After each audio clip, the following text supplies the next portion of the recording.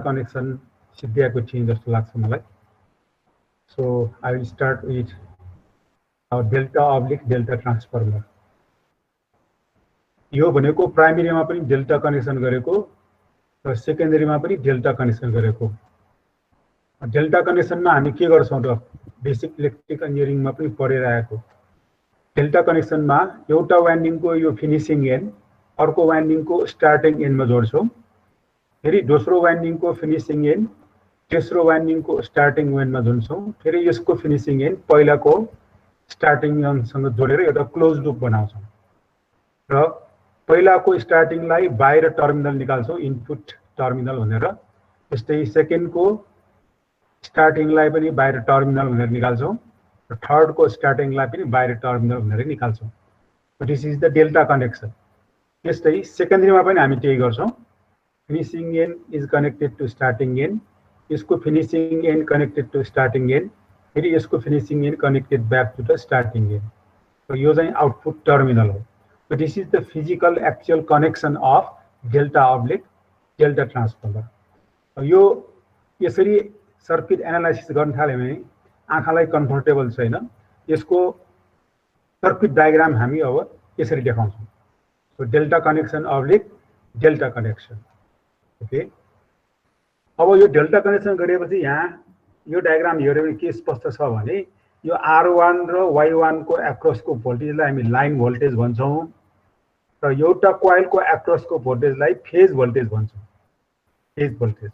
तर यहाँ चाहिँ के छ त लाइन भोल्टेज र फेज भोल्टेज बराबर छ। तर यो लाइन करेन्ट बाहिर टर्मिनलबाट ट्रान्सफर्मर भित्र फ्लो भएको लाइन करेन्ट र एउटा कोइलमा फ्लो भएको करेन्टलाई हामी फेज करेन्ट भन्छौँ। तिनीहरू बराबर छैन किनभने यो पोइन्टमा आएर करेन्ट डिभिजन हुन्छ। र हामीले म्याथमेटिकल डिराइभेसन सर्किटमा पनि गरेको होला, यो line current is √3 times greater than phase current. Okay, त्यसैले यो डेल्टा ट्रान्सफर्मर भनेको के को हाई भोल्टेजको लागि सुटेबल छैन यो, किनभने जति सिस्टमको भोल्टेज हो त्यो सबै भोल्टेज वाइन्डिङमा पर्छ अनि वाइन्डिङको इन्सुलेटिङ मेटेरियल चाहिँ यो लाइन भोल्टेज हाई भोल्टेज अनुसारै गर्नुपर्ने हुन्छ। तर यहाँ चाहिँ लाइन करेन्ट सपोज 1000 एम्पियर छ भने कोइलमा 1000 एम्पियर जान्दैन, 1000 डिभाइडेड बाई √3 मात्र जान्छ। त्यसैले यो हाई करेन्टको एप्लिकेसनमा फेजमा कम करेन्ट फ्लो भइदिएकोले यो फेज वाइन्डिङ चाहिँ अलिकति पातलो तारले वाइन्डिङ गरे हुन्छ। त्यसैले delta connection is more economical for high current, high system current. त्यो हाई सिस्टम करेन्ट सबै डेल्टामा फेज कोइलमा जाँदैन। त्यसैले हाई करेन्टको लागि यो सुटेबल छ तर हाई भोल्टेजको लागि यो सुटेबल छैन। ओके, अब यसको फेजर ग्रुपको कुरा गर्ने हो भने यसको फेजर डायग्राम प्राइमेरीको हामीले यो डार्क लाइनबाट देखाएँ। यो R1 र B1 को बीचको भोल्टेज, B1 टु C1 को लाइन भोल्टेज र C1 र R1 को लाइन भोल्टेज। त्यस्तै यो सेकेन्डरीको फेजर डायग्राम हामी डटेड लाइनमा देखाउँछौँ। अब यहाँ चाहिँ स्टार कनेक्सनमा जस्तो न्युट्रल छैन, तर हामीले per phase with respect to neutral phasor group compare गर्छौँ। त्यसैले म्याथमेटिकल्ली एउटा न्युट्रल हामी रियलाइज गर्छौँ यो फेजर डायग्राममा। यो ट्रायंगलमा सेन्ट्रोइड चाहिँ N1 भन्ने चाहिँ हामी म्याथमेटिकल न्युट्रल भन्छौँ। फिजिकली यो न्युट्रल यहाँ छैन। त्यस्तै यो सेकेन्डरीको म्याथमेटिकल न्युट्रल यो ट्रायंगलको सेन्ट्रोइड N2 भयो। र फेजर ग्रुपमा हामी के गर्छौँ त प्राइमेरीको फेज भोल्टेजलाई डार्क लाइनले रिप्रेजेन्ट गर्छौँ र लामो लेन्थले, र यो सेकेन्डरीको फेजर भोल्टेजलाई सानो लेन्थले डटेड लाइनले इन्डिकेट गर्छौँ। अब यो घडीको लामो सुई, यो घडीको छोटो सुई एज्युम गर्यो भने घडीमा 12 बज्छ अथवा 0 आवर भन्छौँ। त्यसैले यस्तो कनेक्सनलाई हामी capital D small D zero connection phasor group भन्छौँ। Capital D primary delta, small D secondary delta र यसको फेजर र यसको फेजरको बिचमा 0 डिग्रीको फेज डिस्प्लेसमेन्ट छ। इन द सेम फेज 0 आवरमा छ भनेर डी डी 0 भनेर रिप्रेजेन्ट गर्ने चलन छ। So this is the delta connection र यसमा बुझ्नु पर्ने delta connection is not economical for high voltage but it is economical for high current application. Now another connection is star oblique delta.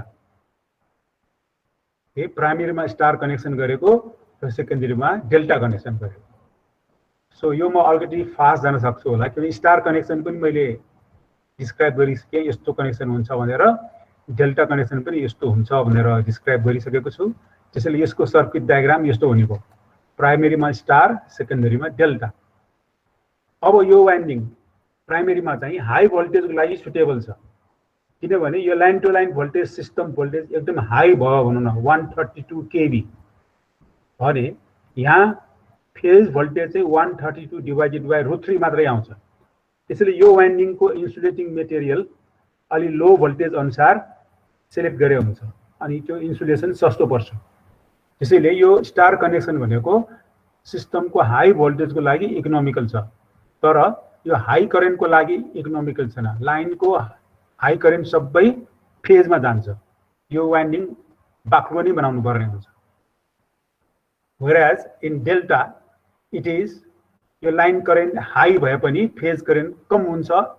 त्यसैले यो हाई करेन्ट सिस्टम हाई करेन्टको लागि suitable छ. Okay, अब यसको फेजर ग्रुप कसरी represent गर्ने भनेर लेख्यो भने यो स्टारको फेजर डायग्राम यस्तो भयो, यो डेल्टाको फेजर डायग्राम यस्तो भयो, यो म्याथमेटिकल न्यूट्रल हो. तो दिस पर फेज डायग्रामलाई यहाँ सारियो डार्क लाइन र अलि लामो लेन्थले र यो डटेड लाइनलाई यहाँ सारियो. अब यो घडीमा 1 बजेको छ 1 o'clock. त्यसैले यो वाइन्डिङको फेजर ग्रुपलाई हामी क्यापिटल वाई स्मल डी 1 भनेर रिप्रेजेन्ट गर्छौं. ओके, तो यस्तो किसिमको ट्रान्सफर्मर ट्रान्समिसन लाइनको रिसिभिङ एन्डमा बढी युज हुन्छ. ट्रान्समिसन लाइनको रिसिभिङ एन्डमा के हुन्छ त हाई भोल्टेजलाई स्टेप डाउन गरेर लो भोल्टेजमा लग्छ रिसिभिङ एन्डमा. र यो हाई भोल्टेज छ स्टार कनेक्सन त हाई भोल्टेजलाई सुटेबल भनेको स्टेप डाउन गरिसकेपछि यहाँको भोल्टेज लो भोल्टेज हो. डेल्टा वाइन्डिङ चाहिँ लो भोल्टेजको लागि सुटेबल छ भनेको. सो यो ट्रान्समिसन लाइनको रिसिभिङ एन्डमा यो बढी युज हुन्छ.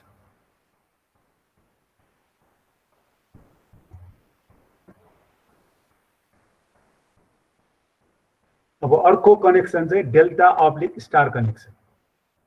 यसको अर्थ प्राइमेरीमा डेल्टा कनेक्सन, सेकेन्डरीमा स्टार कनेक्सन. यहाँ देखाएको छ यो डेल्टा कनेक्सन, यो स्टार कनेक्सन र सर्किट डायग्राममा यसरी रिप्रेजेन्ट गर्ने भयो. प्राइमेरीमा डेल्टा कनेक्सन, सेकेन्डरीमा स्टार कनेक्सन. अब यो डेल्टा वाइन्डिङ भनेकोले यो लो भोल्टेज एप्लिकेसनको लागि सुटेबल छ, यो चाहिँ हाई भोल्टेज एप्लिकेसनको लागि सुटेबल छ. त्यसैले यस्तो ट्रान्सफर्मर ट्रान्समिसन लाइनको सेन्डिङ एन्डमा प्रयोग हुन्छ. ट्रान्समिसन लाइनको सेन्डिङ एन्ड भनेको के हो त भने कुनै पनि जेनेरेटिङ स्टेसनमा जेनेरेटर हुन्छ. सपोज त्यो जेनेरेटरले 11 केबी मा भोल्टेज जेनेरेट गर्यो तर त्यसलाई हामी अब टाढामा ट्रान्समिट गर्नु पर्यो भने पावर लस बचाउनको लागि हामी हाई भोल्टेजमा ट्रान्समिसन गर्छौं. त्यसैले त्यहाँ स्टेप अप ट्रान्सफर्मरको आवश्यकता पर्छ. This is will be use as step up transformer. कसरी के भन्लाको हो नभए अनम्युट गर्नुस्, आवाज आइरहेछ. यो डेल्टा वाइन्डिङ चाहिँ लो भोल्टेजको लागि एप्लिकेसन. सपोज यहाँ 11 केबी, यहाँ 132 केबी भयो भने यो लो भोल्टेज भयो. यो डेल्टा वाइन्डिङ लो भोल्टेजको लागि सुटेबल. अनि स्टार वाइन्डिङ चाहिँ हाई भोल्टेजको लागि सुटेबल. यो 132 केबी चाहिँ अनि ट्रान्समिट हुन्छ. र ट्रान्समिसन लाइनमा फेज कन्डक्टर मात्रै ट्रान्समिट गरिन्छ, न्यूट्रललाई लगिँदैन. ओके, अब यसको फेजर ग्रुपको कुरा गर्ने हो भने यो डेल्टा भयो. डेल्टाको फेजर डायग्राम यस्तो छ. यो स्टार छ, स्टारको फेजर डायग्राम यस्तो छ. अब फेजर ग्रुपमा हामी के गर्छौं त प्राइमेरीलाई यहाँ छोटो देखे पनि फेजर ग्रुपमा प्राइमेरीलाई लामो देखाउँछौं. त्यसै यो डार्क लाइन चाहिँ प्राइमेरीको फेजर हो. अनि यो R2 भनेको सेकेन्डरीलाई अब यहाँ डार्क लाइन देखाए पनि म डटेड भनेर यहाँ सानो लाइनमा देखाएँ. ओके, अब यो दुईटा फेजरलाई अलिकति एन्टी क्लकवाइज घुमाएर R1 फेजरलाई भर्टिकल पार्यो भने यस्तो हुन्छ। अब घडीमा 11 बज्यो हैन, यो कन्फिगरेसनमा। त्यसैले यस्तो कनेक्सनलाई हामी DY11 फेजर ग्रुप भन्छौँ। प्राइमेरीमा डेल्टा, सेकेन्डरीमा स्टार र फेजर डिफरेन्स चाहिँ 11 बजे अनुसारको फेज डिफरेन्स छ। ओके, अघि भर्खर मैले भनेको यो ट्रान्सफर्मर ट्रान्समिसन लाइनको सेन्डिङ एन्डमा युज हुन्छ। तर अर्को एउटा यसको एप्लिकेसन कहाँ हुन्छ भने यो हाई भोल्टेज योसँग सुटेबल, यो स्टार योसँग सुटेबल भन्ने नियमलाई नै मिचेर यो डिस्ट्रिब्युसन ट्रान्सफर्मरमा यस्तो युज गर्न हामी बाध्य हुन्छौँ। डिस्ट्रिब्युसन ट्रान्सफर्मर भनेको कन्ज्युमर ट्रान्सफर्मर, जहाँ 11 kV लाई स्टेप डाउन गरेर 400 भोल्ट लाइन टु लाइन ल्याउँछौँ र पर फेज चाहिँ 400 डिभाइडेड बाई √3 भनेको 230 भोल्ट आउँछ। र सिंगल फेज घरमा सप्लाई दिनु पर्यो भने एउटा फेज र यो न्युट्रलबाट सप्लाई दिन्छौँ। जसलाई धेरै ठुलो पावर चाहिएको छ भने उसलाई 400 भोल्टको 3 फेज सप्लाई दिन्छौँ। तर यहाँ के हो त, सेकेन्डरी साइड त लो भोल्टेज हो, प्राइमेरी साइड त हाई भोल्टेज हो। यो डेल्टा चाहिँ हाई भोल्टेजको लागि सुटेबल छैन भन्दा पनि यो डिस्ट्रिब्युसन ट्रान्सफर्मरमा यस्तो गर्न हामी बाध्य भयौँ। किनभने डिस्ट्रिब्युसन सिस्टममा सिंगल फेज लोड धेरै हुन्छ, सिंगल फेज ल्याउनु छ, डेल्टा यता राख्यो भने त लाइन टु लाइन भोल्टेज बढी आउने भयो। न्युट्रल पनि छैन यसमा, यहाँ चाहिँ न्युट्रल ल्याउन सक्छौँ।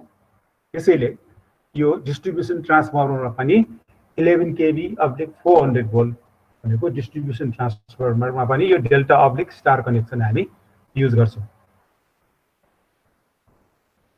अब म एउटा न्युमेरिकल एक्जाम्पल इलस्ट्रेट गर्छु 3 फेज ट्रान्सफर्मर सम्बन्धी।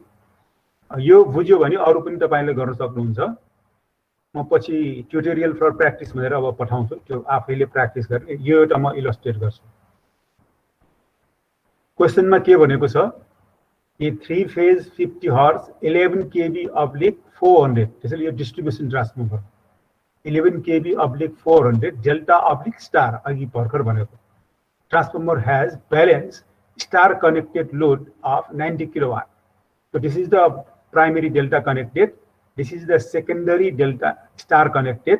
So load चाहिँ 90 kilowatt, तर त्यो लोड को पावर फ्याक्टर 0.8 ल्यागिङ भनेको मतलब यो लोड चाहिँ इन्डक्टिभ लोड हो। यो 90 किलोवाट भनेको यो तिनटै लोडले टोटल पावर कन्ज्युम गरेको।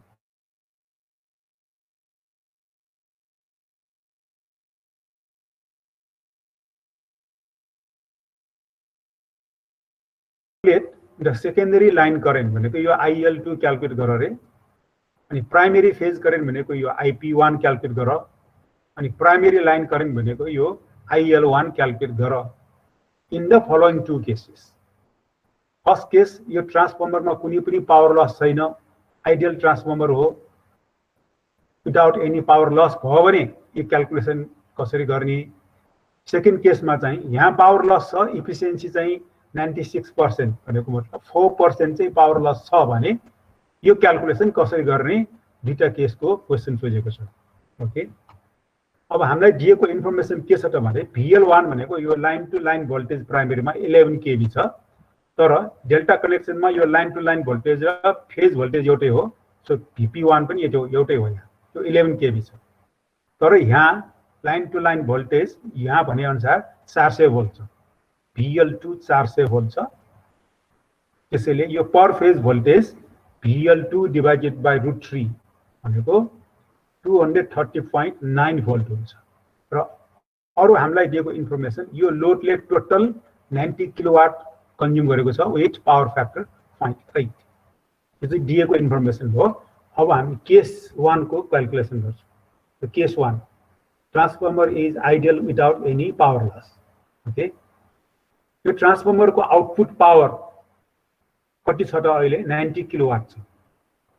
र त्यो के फर्मुलासँग मिल्नु पर्यो, 3 फेज सिस्टममा टोटल पावर को formula √3 into line to line voltage in secondary, line current in secondary and power factor. Okay, तर यो आउटपुट पावर चाहिँ 90 किलोवाट भनेर दिएको छ। So you can calculate I2 from this relationships. So यो I2 भनेको यो output power divided by √3 VL2 cos phi 2 हुन्छ। यो आउटपुट पावर भनेको 90 किलोवाट भनेको यो वाटमा लगे मैले 90,000 okay divided by √3 divided by line to line voltage 400 divided by power factor 0.8 यसो गरिराखेर यो IL2 लाइन करेन्ट चाहिँ 162.38 एम्पियर आयो। यो भनेको यसको फेज करेन्ट हो। यो फेज करेन्ट पनि यतिकै आयो। सो सेकेन्डरीमा क्याल्कुलेसन सिद्धियो। अब प्राइमेरीको क्याल्कुलेसन गर्नलाई हामी के गर्छौँ भने यो फर्स्ट केसमा त पावर लस छैन भनेको त्यसैले यहाँको पावर र यहाँको पावर बराबर हो। त्यसैले यहाँको पावर पनि 90 किलोवाटै हो। ओके अब यहाँ इनपुट पावरको फर्मुला के हो त √3 times line voltage line current into cos phi 1। अब म cos phi 1 लाई यहीँकै रिफ्लेक्सन लिएर 0.8 भनेर एज्युम गर्छु। त्यसैले यो IL1 यहाँबाट IL1 क्याल्कुलेट गरेर यस्तो हुने हो 90 kilowatt divided by √3 divided by line to line voltage 11 kV र पावर फ्याक्टर 0.8 सो यो चाहिँ 5.9 एम्पियर आयो। IL1 भनेको यो करेन्ट आइसकेपछि यो करेन्ट चाहिँ यसको √3 टाइम्स कम हुन्छ। So IP1 is IL1 divided by √3 3.4 ampere आयो। यसरी सल्भ गर्न सक्छौँ। एउटा अर्को मेथडबाट पनि हामी सल्भ गर्न सक्छौँ। त्यो म नेक्स्ट पेजमा देखाउँदै छु। तपाईहरुलाई जुन मेथड सजिलो लाग्छ त्यही गरे हुन्छ। ओके मैले दुईटा अल्टरनेटिभ मेथड बताउँछु। यसरी गर्नुको साटो यो सबै करेन्टहरु यसरी पनि हामी क्याल्कुलेट गर्न सक्छौँ। यहाँ त्यही डायग्राम रिपिट भएको छ यहाँ। अब हामी के गर्छौँ पर फेजमा क्याल्कुलेसन गर्छौँ। अघि टोटल 3 फेजको टोटल पावर पर फेज भने कि टोटल पावरको पम्पमा हामीले क्याल्कुलेसन गर्यो। अब हामी पर फेजमा पनि यहाँको पर फेज पावर र यहाँको पर फेज पावर बराबर हुनु पर्यो नो लसमा केसमा फर्स्ट केसमा। त्यसैले VP इन्टु IP1 भनेको यहाँको VP इन्टु यो IP1 र VP1 भनेको IPL1 हो यहाँ। सो प्राइमेरी को phase voltage into phase current should be equal to secondary को phase voltage into phase current. Okay यहाँबाट हामी डाइरेक्टली IP1 क्याल्कुलेट गर्न सकिन्छ। ओके IP1 यो फर्मुला आयो। सो IP1 इज VP2 भनेको 230 अघि नै पर फेज सेकेन्डरी को क्याल्कुलेट गरेको IP2 यति आएको थियो र VP1 11 ले भाग गरेर यति आयो। अहिलेको एन्सरसँग मिल्छ। अनि IL1 भनेको √3 टाइम्स IP1 गरेर यो पनि अहिलेको एन्सरसँग मिल्छ। त तपाईहरुलाई पर फेजमा सजिलो छ कि टोटल पावरमा सजिलो छ जुन गरे पनि एउटै एन्सर आउँछ। अब second case efficiency is 96%. Efficiency को definition output power divided by input power त्यो per unit मा 96% भनेको per unit मा 0.96 हो। ओके यहाँबाट अब हामी अघि चाहिँ आउटपुट पावर र इनपुट पावर बराबर थियो। अब इनपुट पावर आउटपुट सँग बराबर हुँदैन। अहिले इनपुट पावर चाहिँ हामीले यसरी निकाल्ने हो यो फर्मुलाबाट। इनपुट पावर इज efficiency तल हुन्छ। So input power is output power divided by efficiency यो यति आयो। भनेपछि इनपुटबाट 93 किलोवाट दिएको रहेछ 93.75 किलोवाट। यहाँ चाहिँ 90 किलोवाट प्राप्त भएको। पावर लस कति भएको रहेछ त 3.75 किलोवाट चाहिँ पावर लस भएको रहेछ। ठीक अब सेकेन्डरीमा त आउटपुट यति नै हो। पहिला पनि यतिकै थियो। त्यसैले यहाँको करेन्ट सेम हुन्छ। पहिलाकै सेम भनेर मैले 162.38 एम्पियर यहाँ राखिदिएँ। अब इनपुट पावर को फर्मुला के हो त √3 times VL IL1 cos phi 1। Okay यो भनेको यति आएको हो। अलि भर्खर क्याल्कुलेट गरेको। अब यहाँबाट IL1 क्याल्कुलेट गर्यो भने यति आउँछ 6.15 यो अहिलेको भन्दा अलि बढी आयो। र per phase current IL1 divided by √3 which is 3.55 यो पनि अहिलेको भन्दा अलिकति बढी आयो। इनपुटमा बढी पावर थियो अहिले। So in this way you can solve the 3 phase transformer numerical. यो चाहिँ अब स्टार डेल्टा अब्लिक स्टार हो। तपाईले अब star oblique delta star star जुनसुकै सोधिए पनि यही लजिकबाट तपाईहरु सल्भ गर्ने। Okay Now I will move to another slide.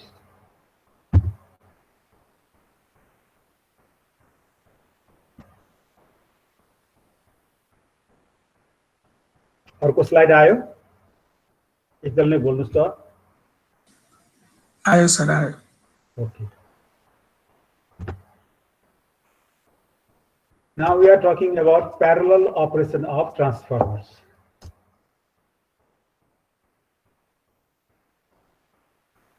यो V वा D भन्दा बढी ट्रान्सफर्मर एक आपसमा प्यारलमा जोड्नु पर्ने हुन्छ कुनै पनि एप्लिकेसनमा.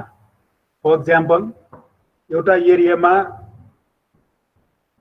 500 kVA को ट्रान्सफर्मर थियो अनि त्यो 500 kVA को ट्रान्सफर्मरले एउटा पार्टिकुलर एरियालाई पावर सप्लाई गरिरहेको थियो र फ्युचरमा त्यो एरियामा लोड बढ्दै गयो भने 500 kVA को ट्रान्सफर्मरले पुगेन. अब हामीसँग दुईटा अप्सन छ. त्यो 500 kVA को पुरानो ट्रान्सफर्मरलाई निकालेर ठुलो ट्रान्सफर्मर राख्ने. यसो गर्यो भने के हुन्छ त्यो पुरानो ट्रान्सफर्मर चाहिँ त्यसै रहने भयो अथवा कता युज गर्ने त्यति फाइदा देखेन. त्यसैले पुरानो transformer 500 kVA as it is राखेर अर्को अब 300 kVA को चाहिएको हो कि 500 kVA को चाहिएको हो एउटा नयाँ प्यारलमा थप्यो भने टोटल पावर बढ्छ. यो एउटा कारण हो प्यारल कनेक्सन गर्नुपर्ने. अर्को कारण के हुन सक्छ भने सपोज तपाईलाई 3 MVA को ट्रान्सफर्मर चाहिएको थियो. 3 MVA को एउटै ट्रान्सफर्मर किनेर ल्यायो भने भोल्युम धेरै ठुलो भएर ट्रान्सपोर्टेसन गाह्रो भयो भनेर हामीले 1 MVA को तीनटा प्यारलमा अपडेट गर्यो भने पनि 3 MVA नै हुन्छ अनि 1 MVA को ट्रान्सपोर्टेसन गर्न सजिलो हुन्छ. सो यो विभिन्न कारणले प्यारल अपरेसन चाहिँ गर्नुपर्ने हुन्छ. सबभन्दा पहिला हामी सिंगल फेज ट्रान्सफर्मर को प्यारल कनेक्सन कसरी गर्ने भनेर डिटेलमा जान्दैछौँ. सपोज हामीसँग दुईटा सिंगल फेज ट्रान्सफर्मर छ. प्यारल कनेक्सन भनेपछि एकदम हामीले थाहा छ भने झ्याक्कै प्यारलमा कनेक्सन गर्न मिल्दैन. त्यो कनेक्सन गरिहाल्नु भन्दा अगाडि यो चारवटा कन्डिसनहरू मिल्छ कि मिल्दैन भनेर चेक गर्नुपर्छ. यो चारैवटा कन्डिसन मिलेको खण्डमा मात्र त्यो दुईटालाई प्यारल कनेक्सन गर्छौँ हामी. यो कन्डिसनहरू नमिलिकन प्यारल कनेक्सन त हामी गर्न त सक्छौँ तर there will be some technical problem. अब त्यो प्रब्लमहरू के हो हामी वान बाई वान स्टडी गर्दै जान्छौँ. ओके. सो फर्स्ट पोइन्ट के हो त मिल्नुपर्ने condition. The primary winding of both transformer should be suitable for supply system voltage and frequency. यो कुरा म यो डायग्रामबाट भन्छु. So this is the supply system. Okay. यसलाई स्टेप अप अथवा स्टेप डाउन गर्नुपर्ने थियो हामीलाई.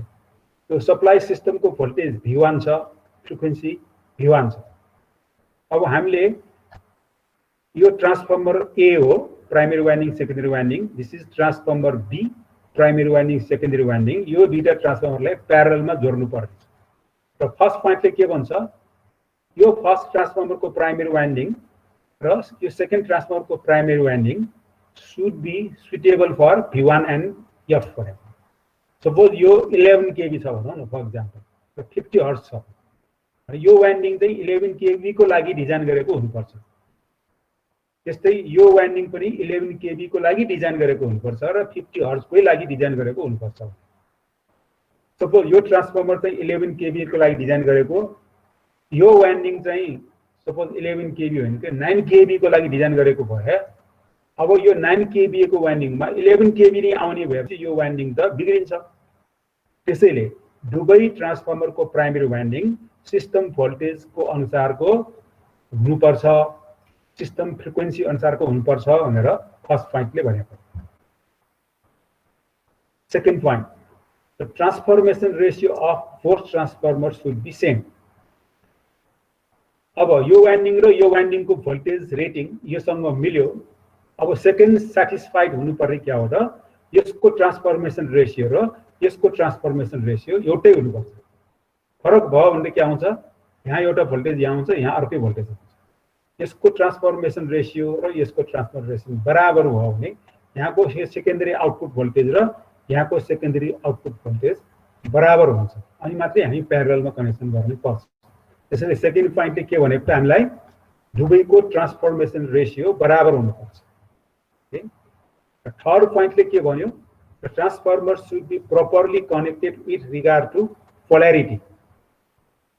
हामीले पोलैरिटी टेस्ट भनेर पहिला पढेका थियौँ। यो पोलैरिटी मिलेन भने प्यारल अपरेसनमा प्रब्लम हुन्छ। त्यो कुरा म यहाँ एक्सप्लेन गर्छु। सो यो ट्रान्सफर्मर ए र ट्रान्सफर्मर बी को पोलैरिटी को मार्किङ यहाँ गरेको हो, डट डट यहाँ डट। त्यसैले यसको पोलैरिटी र यसको पोलैरिटी मिलेको छ। तर यहाँ हेर्यो भने यसको पोलैरिटी मार्किङ र यसको पोलैरिटी मार्किङ उल्टो छ। यस्तो दुईटा ट्रान्सफर्मर चाहिँ प्यारलमा कनेक्सन गर्नु हुँदैन भन्यो। गर्यो भने के प्रब्लम हुन्छ त भन्ने कुरा यो वेभ फर्मबाट हामी स्टडी गर्न सक्छौँ। Suppose this is the wave form of output voltage. यो A2 को पोटेन्शियल, यसको आउटपुट चाहिँ यस्तो छ। अब यहाँ पोलैरिटी उल्टो भयो भने यसको भोल्टेज र यसको भोल्टेज त सेम हुने भयो, तर यहाँको भोल्टेज उल्टो हुन्छ। भनेको मतलब यहाँको भोल्टेजको वेभ फर्म यस्तो हुन्छ, यो भन्दा उल्टो हुन्छ। Okay, so this is the potential of this point भयो अब यो केसमा। अनि यो पोइन्टको पोटेन्शियल अहिले के छ त नेगेटिभ पिक छ। अनि यो पोइन्टको पोटेन्शियल र यो पोइन्टको पोटेन्शियल त बराबर छैन। यहाँ गएर हेर्यो भने यो पोइन्टको पोटेन्शियल र यो पोइन्टको पोटेन्शियल बराबर छैन। उनीहरू हामी यहाँ जोड्नुपर्ने छ प्यारलमा। अब प्यारल अपरेसनको मेन उद्देश्य के हो भने यसले पनि करेन्ट लोडलाई दियोस्, यसले पनि करेन्ट लोडलाई दियोस्, दुवैले लोडलाई करेन्ट दियोस् भनेको। तर यो पोटेन्शियल हायर, यो पोटेन्शियल लोअर छ अहिले यहाँ भनेपछि यसले करेन्ट चाहिँ सेकेन्ड ट्रान्सफर्मरलाई सप्लाई गर्छ। अनि सेकेन्ड ट्रान्सफर्मरले लोडलाई करेन्ट दिनै सक्दैन र यो वाइन्डिङबाट यो वाइन्डिङमा सर्कुलेटिङ करेन्ट फ्लो हुन्छ, लोडलाई करेन्ट पुग्दैन। यदि यस्तो भयो भने के हुन्छ त यो पोइन्टको वेभ फर्म पनि यस्तै हुन्छ, यो पोइन्टको वेभ फर्म पनि यस्तै हुन्छ। प्रत्येक इन्स्ट्यान्टमा यो पोइन्टको भोल्टेज र यो पोइन्टको भोल्टेज बराबर हुन्छ। त्यो बराबर भोल्टेज भएको पोइन्टमा करेन्ट सर्कुलेट हुँदैन अनि दुवै मिलेर लोडमा करेन्ट दिन्छ। त्यसले यो पोलैरिटी चाहिँ मिल्नु एकदमै आवश्यक छ। यो अर्को कुरा, पोलैरिटी मिलेको छ तर यसको ट्रान्सफर्मेसन रेशियो र यसको ट्रान्सफर्मेसन रेशियो मिलेन भने यो पोइन्टको भोल्टेज र यो पोइन्टको भोल्टेज बराबर हुँदैन। अनि फेरि के हुन्छ त यो पोइन्टबाट यो पोइन्टमा करेन्ट सर्कुलेट हुन्छ लोडलाई दिनुको साटो। त्यसैले पनि ट्रान्सफर्मेसन रेशियो बराबर हुनुपर्छ भनेको यसको आउटपुट भोल्टेज र यसको output voltage at any instant बराबर हुनुपर्छ। अनि एउटा ट्रान्सफर्मरबाट अर्को ट्रान्सफर्मरमा करेन्ट सर्कुलेट हुँदैन।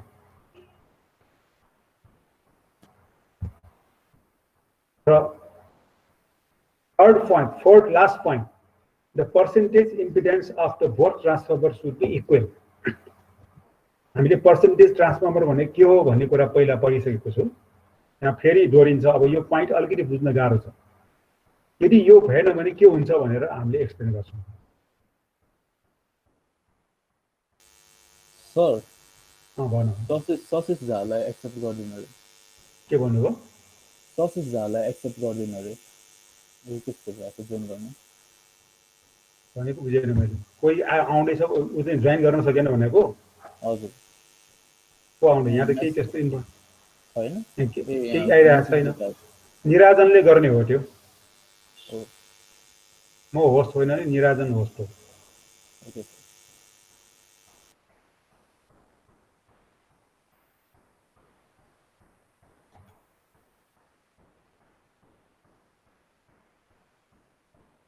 ओके, अब लास्ट पोइन्ट म एक्सप्लेन गर्दैछु। लास्ट पोइन्ट एक्सप्लेन गर्नलाई प्यारलल कनेक्सनको सिम्प्लिफाइड डायग्राम मैले यहाँ देखाएको छु। So this is the primary winding of the first transformer and this is the secondary winding of the primary winding of the second transformer. They are connected in parallel. Okay, so यो वाइन्डिङले पनि यो winding पनि input voltage V1 भएको छ। यो winding चाहिँ secondary winding of the first transformer, यो चाहिँ secondary winding of the second transformer. They are also connected in parallel. तो ट्रान्सफर्मेसन रेशियो बराबर भएकोले यहाँ पनि E2 आउँछ, यहाँ पनि E2 आउँछ, बराबर भोल्टेज आउँछ। तो this is the Z02A transformer A को internal impedance referred to secondary side. And this is the Z02B.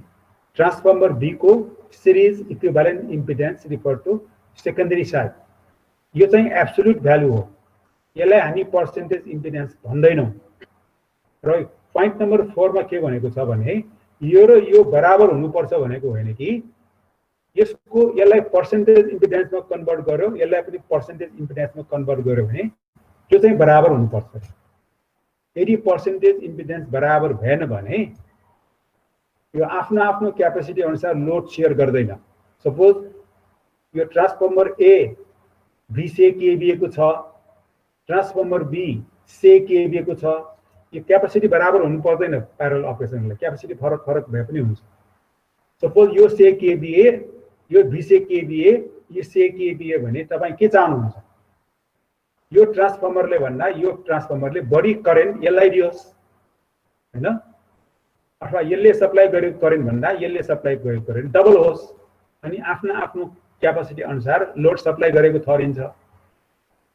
यो 20 kVA, यो 100 kVA दुवैले बराबर करेन्ट दिन थाल्यो भने त के प्रब्लम हुन्छ? यो सानो ट्रान्सफर्मर चाँडै ओभरलोड हुन्छ, यो अन्डरलोड भएर बस्छ। त्यसैले हामीले चाहेको अपरेसन के हो त? ठुलो ट्रान्सफर्मरले ठुलो करेन्ट दियोस्, सानो ट्रान्सफर्मरले सानो करेन्ट दियोस् लोडलाई। त्यसो हुनलाई चाहिँ यो भ्यालु र यो भ्यालु बराबर भयो भने त के हुन्छ? प्यारलल सर्किटमा यो भ्यालु र यो भ्यालु बराबर भयो भने त बराबर करेन्ट दिन्छ। त्यसैले यो भ्यालु बराबर हुनुपर्छ भनेको होइन, एब्सोल्युट भ्यालु बराबर हुनु हुँदैन, तर पर्सेन्टेज इम्पिडेन्स बराबर हुनुपर्छ भनेको छ। अनि पर्सेन्टेज इम्पिडेन्स बराबर भयो भने आफ्नो आफ्नो क्यापेसिटी अनुसार करेन्ट सप्लाई गर्दो रहेछ। त्यो तलको इलस्ट्रेसनबाट थाहा हुन्छ। सपोज आईए भनेको यो ट्रान्सफर्मर ए ले लोडलाई दिएको करेन्ट, आईबी भनेको यो आईबी दोस्रो ट्रान्सफर्मरले लोडलाई दिएको current. So this is the total current drawn by the load.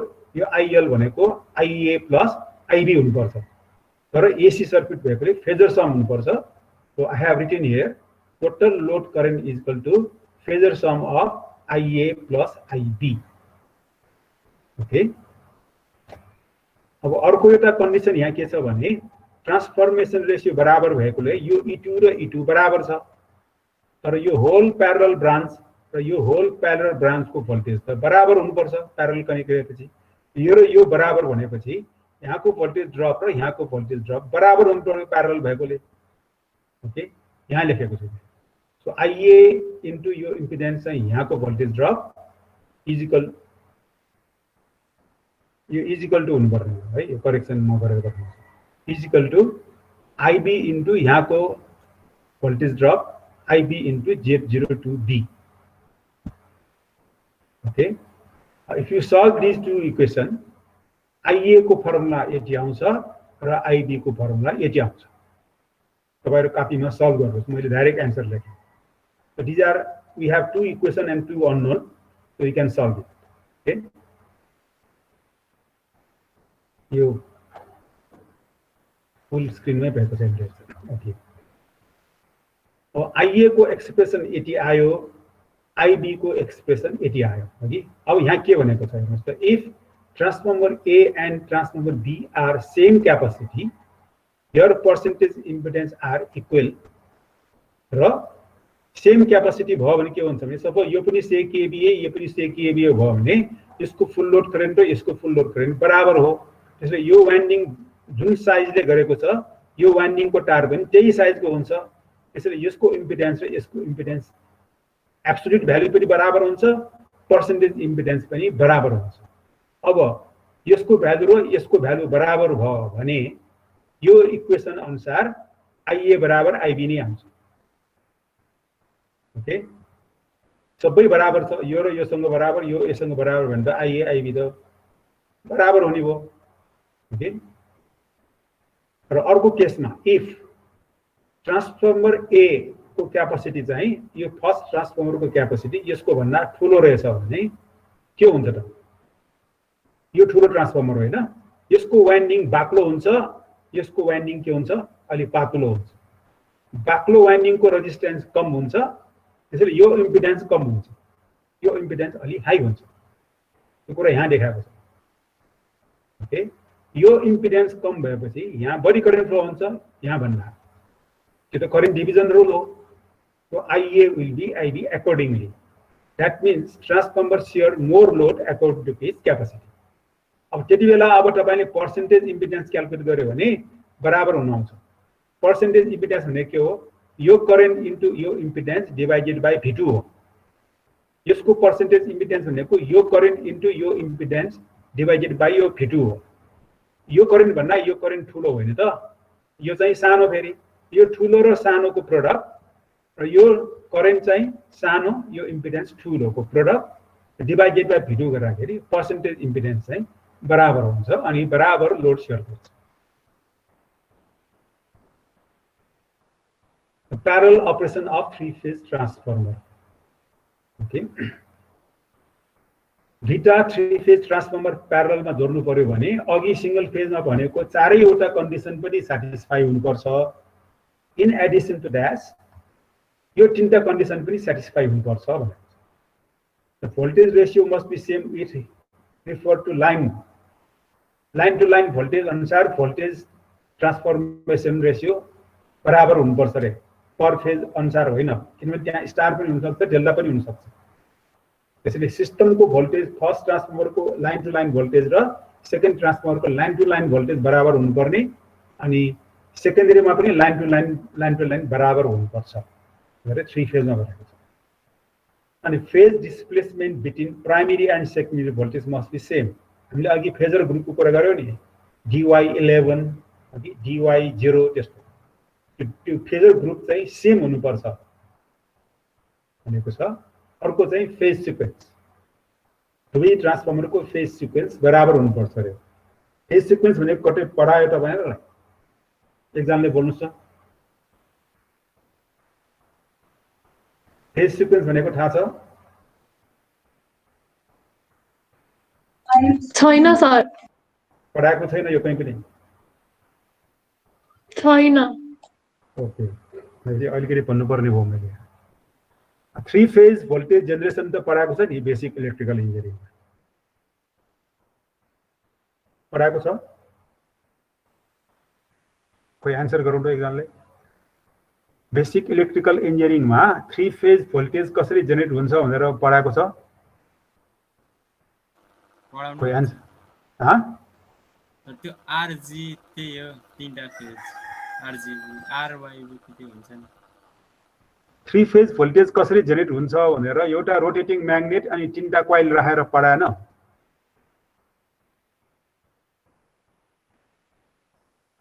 पढाएन? त्यो पनि पढाएको छैन भनौँ, मैले भन्नै सक्दैन अहिले।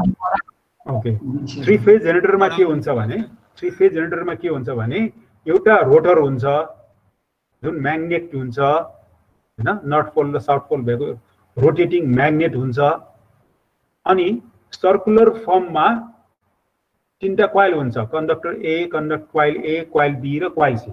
उनीहरू फिजिकली 120 डिग्री एपार्ट गरेर राखेको हुन्छ। त्यो म्याग्नेट घुम्दै जाँदाखेरि फ्याराडे ल अनुसार कोइल ए, कोइल बी मा एसी भोल्टेज इन्ड्युस हुन्छ। दुवै तीनटै भोल्टेजको आरएमएस भ्यालु बराबर हुन्छ तर उनीहरूको फेज डिफरेन्स फरक हुन्छ।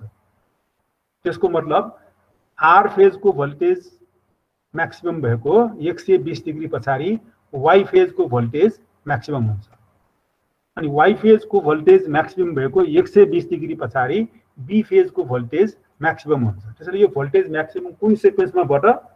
सबभन्दा पहिला आर फेजको म्याक्सिमम भयो, त्यसपछि वाई फेजको म्याक्सिमम भयो, त्यसपछि बी फेजको। त्यसैले यो आर वाई बी लाई हामी फेज सिक्वेन्स भन्छौँ। अब त्यो म्याग्नेटलाई पहिलेको भन्दा उल्टो डाइरेक्सनमा घुमायो भने आर मा म्याक्सिमम भएको 120 डिग्री पछि वाई मा होइन कि अब बी मा म्याक्सिमम हुन्छ अनि बी मा म्याक्सिमम भएको 120 डिग्री पछि वाई मा म्याक्सिमम हुन्छ। अब चाहिँ फेज सिक्वेन्स चाहिँ आर बी वाई भयो। This is the meaning of phase sequence. र 3 फेज ट्रान्सफर्मरमा त्यो फेज सिक्वेन्स पनि दुवै ट्रान्सफर्मरको बराबर हुनुपर्छ। बराबर भएन भने त आर वाई पोजिटिभ भएको बेलामा अरु ट्रान्सफर्मरको बी पोजिटिभ भइराख्छ अनि सर्कुलेटिङ करेन्ट फ्लो हुन्छ। फेरि त्यसैले यो तीनटा चाहिँ एडिसनल पोइन्ट। त यहाँ एउटा सानो न्युमेरिकल इलस्ट्रेट गरेको छ, यो भेरी सिम्पल छ, तपाईहरु आफै पढ्नु होला। ओके,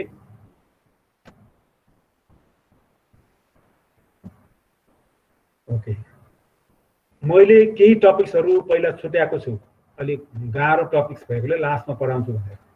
कुरिकुलममा हेर्यो भने यो टपिक्स छ।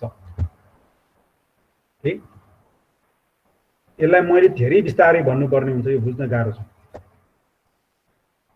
एक्साइटिङ करेन्ट भनेको के हो पहिला त्यो बुझ्नु पर्यो। एक्साइटिङ करेन्ट भनेको no load current I naught हो।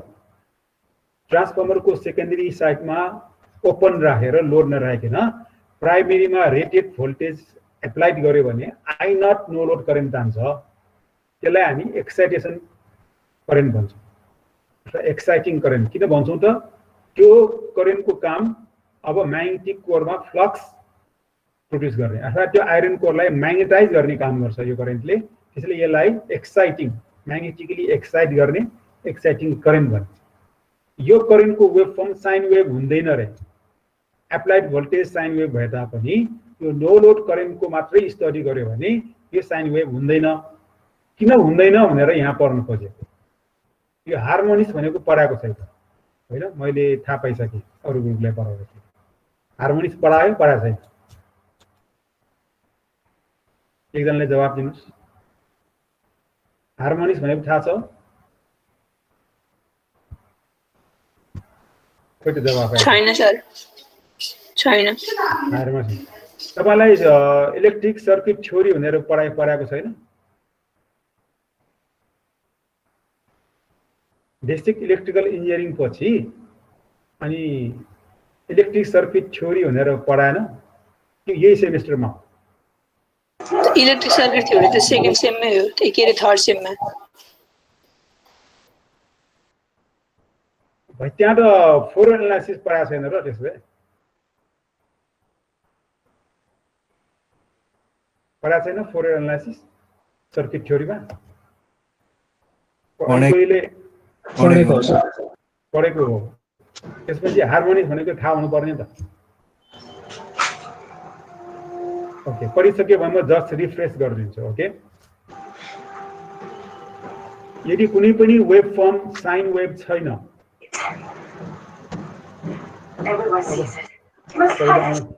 अनम्युट गर त।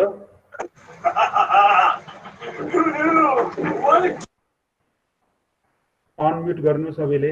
ओके, यदि कुनै पनि wave form exactly sine wave छैन भने, सपोज एउटा साइन वेभ छ ल, यो वेभ फर्म साइन वेभ छ कि पर्फेक्टली, यो चाहिँ E1 एप्लाइड भोल्टेज E1 को भोल्टेज रहेछ। सपोज यसको फ्रिक्वेन्सी 50 हर्ट्ज भनौँ। Okay, now imagine another wave form of any quantity, frequency चाहिँ टाइम पिरियड चाहिँ यहाँदेखि यहाँसम्मै हो, तर यो वेभ फर्म यस्तो साइन वेभ नभइकन स्क्वायर वेभ भयो अथवा इरेगुलर भएर पोजिटिभ हाफ साइकल र नेगेटिभ हाफ साइकल चाहिँ सिमेट्री छ, तर ठ्याक्क साइन वेभ छैन भने त्यसको पनि ओभरअल फ्रिक्वेन्सी त 50 हर्ट्ज हो। But that non-sinusoidal waveform is mathematically equivalent to sum of the sine wave of different frequency भनेर पढाएको हो। अहिले बोलेको एकैजनाले बोल्नुस् त फेरि, अब त्यसरी पढाएको हो।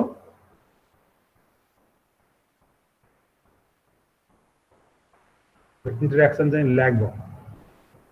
एकजनाले बोल्नुस्।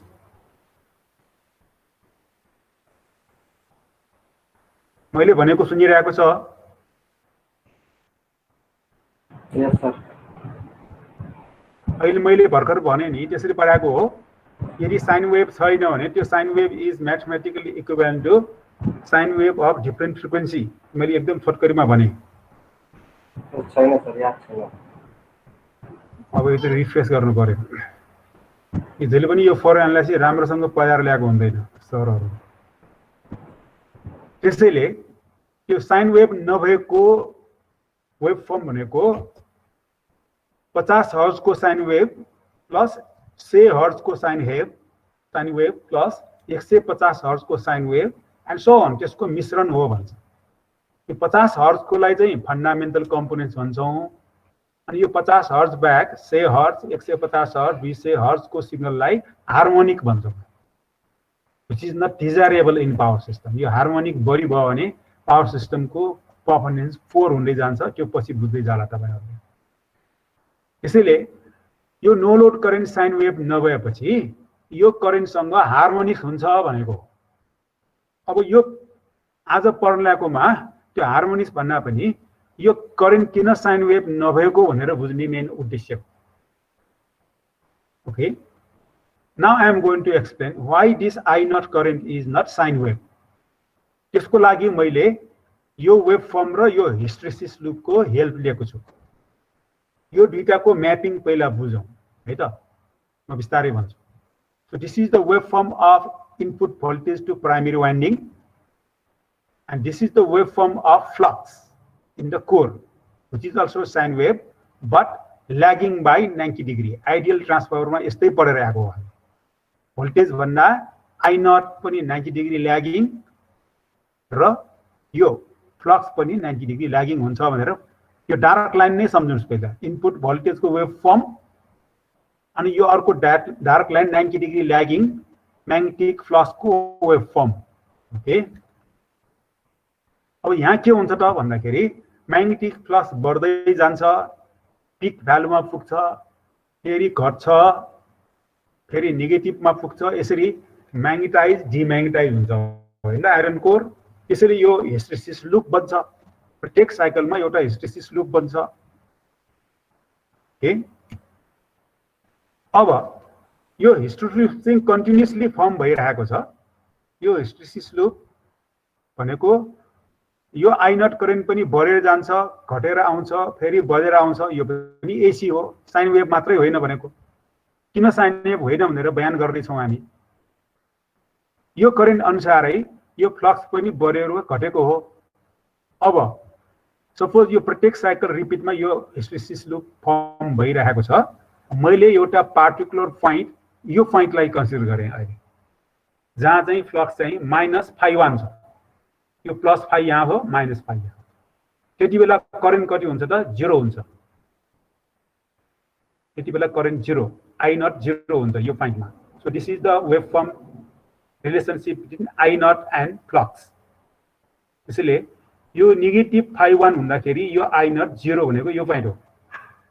त्यसैले यो नेगेटिभ φ1 भनेको रेसिडुअल फ्लक्स हो। त्यति बेला करेन्ट कति हुन्छ भनेको 0 हुन्छ भनेको त्यो पोइन्ट चाहिँ यहाँ हो। यो डटेड लाइन चाहिँ मैले अब करेन्टको वेभफर्म ड्रा गर्न खोजेको हो। यो वेभफर्मको फर्स्ट पोइन्ट चाहिँ यो भयो, करेन्ट 0। त्यति बेला फ्लक्स कति भयो? -φ1। यो म्यापिङ गरिरहेको छु मैले। यो पोइन्टमा फ्लक्स -φ1, यता वेभफर्ममा करेन्ट 0 भएको बेलामा -φ1। ओके, अब यो करेन्ट बढ्दै जान्छ अनि यो φ1 लाई न्युट्रलाइज गर्न केही करेन्ट पोजिटिभ यहाँदेखि यहाँसम्मको करेन्ट यो रेसिडुअल फ्लक्सलाई न्युट्रलाइज हुन खर्च हुन्छ र यो पोइन्टमा पुगेपछि रेसिडुअल फ्लक्स 0 हुन्छ। फेरि यो करेन्ट त नेचुरली बढ्दै अनि यो फ्लक्स पनि यसरी बढ्दै जान्छ। सपोज बढ्दै जाँदाखेरि पोइन्ट ए मा पुग्यो अरे। पोइन्ट ए मा पुग्दाखेरि फ्लक्स φ2 भयो प्लस।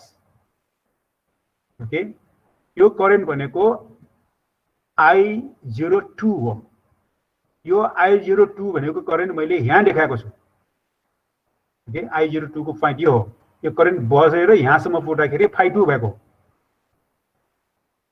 ओके, त्यसपछि यो अझ बढेपछि पिक भ्यालुमा पुग्छ। त्यति बेला फाइ म्याक्स प्लस आउँछ। त्यति बेला आई म्याक्स करेन्ट फ्लो हुन्छ, यो I0 म्याक्स करेन्ट फ्लो हुन्छ। अब के हुन्छ? करेन्ट आफै नेचुरली घट्दै आउँछ, तर फ्लक्स चाहिँ यो बाटोबाट नफर्किकन यो बाटो फर्किन्छ भनेर हामीले पढेको। अर्कै बाटोबाट फर्किन्छ अनि पोइन्ट बी मा पुगेपछि फेरि φ2 नै भयो फ्लक्स।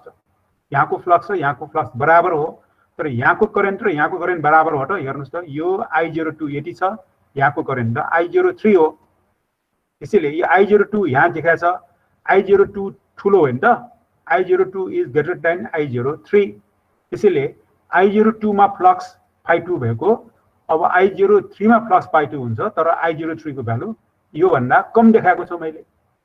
यदि यही बाटोबाट चार्ज म्याग्नेटाइज भएको यही बाटोबाट डिम्याग्नेटाइज भएको भए यो पोइन्ट ए र पोइन्ट बी एकै ठाउँमा पर्थ्यो अनि यो I02 र I03 बराबर हुन्थ्यो अनि यो I02 यहाँ भयो भने I03 यहाँ पर्थ्यो अनि यो वेभ फर्म चाहिँ साइन वेभ हुन्थ्यो। तर यो अर्कै बाटोबाट फर्किदिएको कारणले यो I02 र यो I03 बराबर भएन, त्यसैले यो साइन वेभ भएन।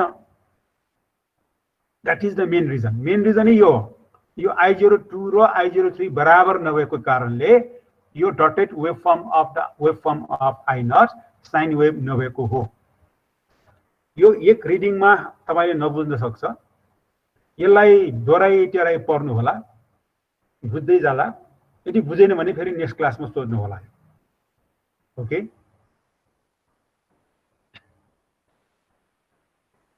ओके, म आज यही टुङ्गाउँछु, 1 बज्न लाग्यो। यो म शेयर गरिदिन्छु, राम्रोसँग पढ्नु होला यसलाई। विल यो चीजलाई नेक्स्ट क्लासमा ब्रिफली रिभ्यू गरेर हामी नेक्स्ट क्लासमा अगाडि जान्छौँ होला फेरि। ओके, अब आज पढेको मध्येमा केही सोध्नु छ भने अब सोधे हुन्छ।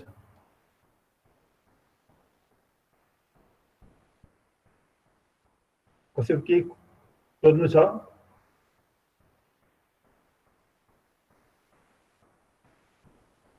छैन? छैन सर। ओके, म त्यसले क्विट गर्छु र एकछिनमा म यो एक ठाउँमा मिस्टेक करेक्सन रहेछ, करेक्सन गरेर म यो फाइल पठाइदिन्छु। हजुर।